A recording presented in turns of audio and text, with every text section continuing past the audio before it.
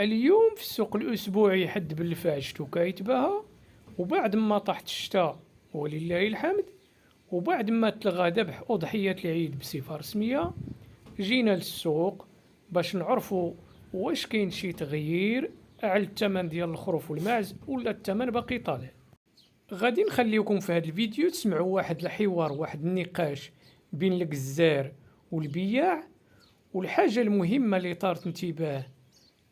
الناس اللي كاينه في السوق هو انه تبارك الله الجزاره كيشريو بثمن رخيص، لكن الثمن ديال اللحم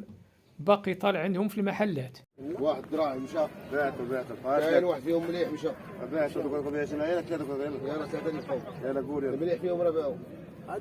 بغيت فيهم انت تقول يا طلع تشوف في بس بيتك الدراعي اللي كان واحد كان داير هذا بزاف دابا نعطى الله دابا هضر مع فاتك دابا لك شي ما دير شحال ثلاثة يلا قول يلا قول لي انت قول انا فراغ ديالي تمام صافي ثلاثة برا ثلاثة هو لا تصل انا خسران يلا قول يلا صافي فيهم 150 50 واحد اجل قول لنا غتسد عليك بهذاك الشيء انا وين انا وين